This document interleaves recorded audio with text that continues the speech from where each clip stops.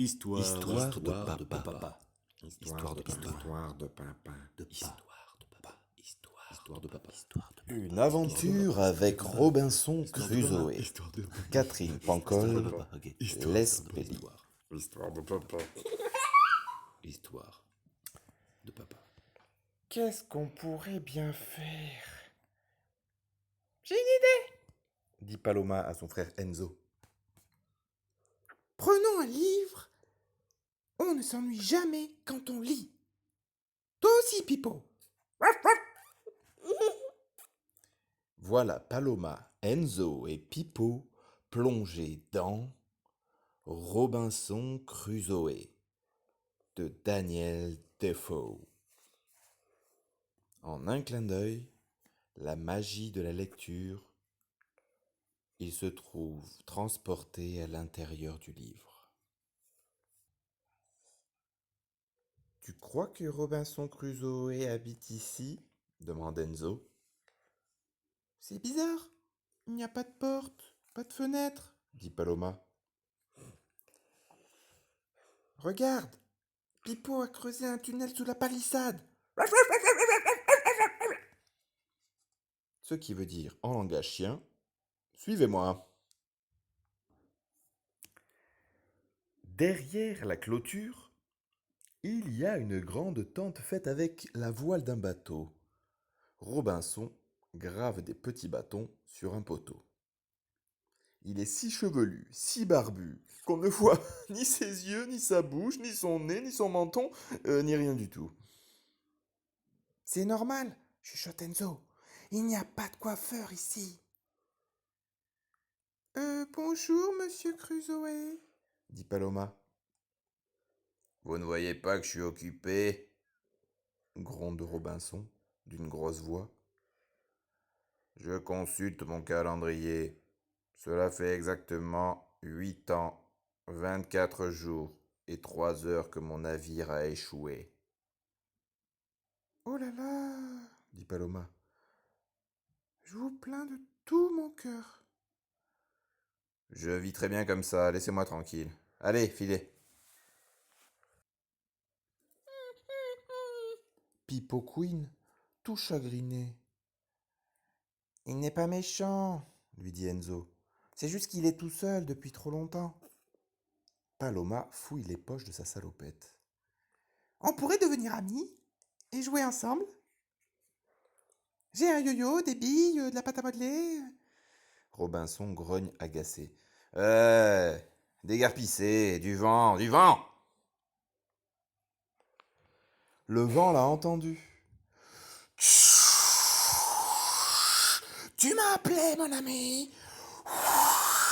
Je n'ai pas d'amis, ça ne sert à rien.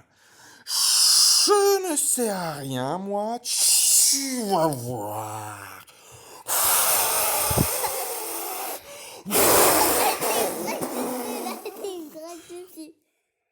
Le vent souffle de toutes ses forces et la petite brise devient un ouragan.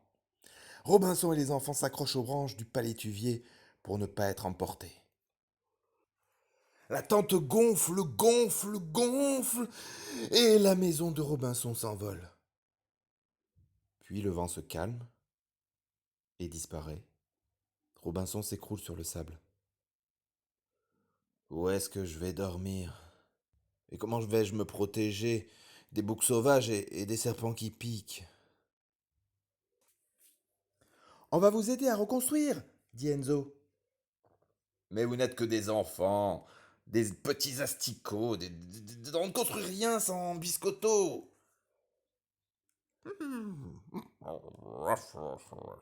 Pipo croise les pattes vexé. Ce qui veut dire en langage chien, il n'y a pas que les muscles dans la vie, monsieur. Il faut du courage, il faut aussi de l'imagination. Commençons par chercher un nouvel abri qui ne s'envolera pas. Voilà, décide Paloma. Mais je n'ai jamais quitté cette plage, râle Robinson. C'est dommage. L'île doit être magnifique. Paloma sort des jumelles d'une de ses nombreuses poches.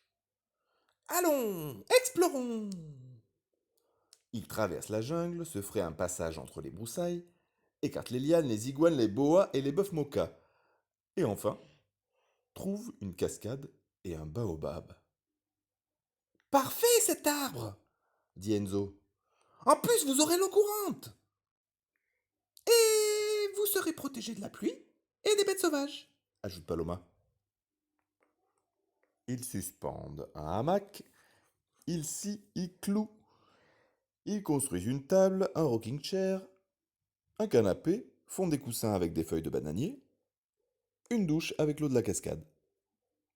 Ça manque un peu de fantaisie, dit Enzo.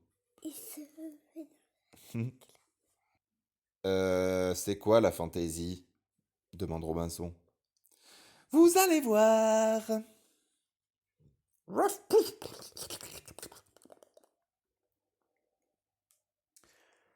Pipo court ramasser des coquillages.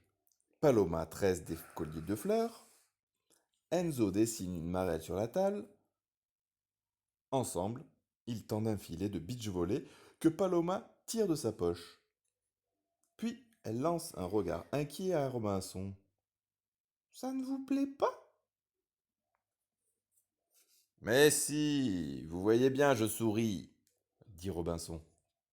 Avec votre barbe de 3 mètres, on dirait que vous faites tout le temps la tête, rit Paloma.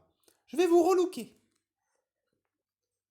Elle ramasse un coquillage couteau sur la plage, prend de l'écume de vague en guise de mousse à raser, et se met à tailler, à couper, à égaliser les poils, les cheveux, les épis, les nœuds de son ami Robinson. Elle s'amuse avec les cheveux. Surprise, dit Paloma en tendant à Robinson un miroir de poche. Aboie Pipo. Ce qui veut dire sensationnel, on dirait vraiment une coupe de surfeur. Qu'est-ce que je suis beau, s'exclame Robinson, en s'envoyant des baisers dans la glace. Oh, je suis trop beau. Et maintenant, dit Enzo, on va faire une grande fête. Mais vous savez bien que je n'ai pas d'amis, se lamente Robinson. C'est ce qu'on va voir. On va envoyer une invitation. Avec des algues et des cailloux blancs, Enzo écrit dans le sable. Avec des, avec des algues et des cailloux blancs, Enzo écrit dans le sable. Ce soir, sous le baobab, grande fête chez Robinson. Et alors? Stupéfaction! On entend dans la forêt de grands bruits d'ailes et des centaines de perroquets. Ils croissent la bonne nouvelle. Touche Robinson! Touche baobab! Touche Robinson! Touche baobab! Autour de l'arbre, c'est la fête toute la nuit.